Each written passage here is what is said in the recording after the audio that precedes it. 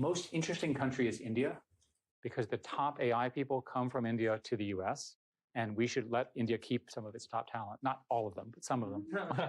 And they don't have the kind of training facilities and programs that we so richly have here. To me, India is the big swing state in that regard. China's lost. It's not going to come back. They're not going to change the regime as much as people wish them to do. Japan and Korea are clearly in our camp.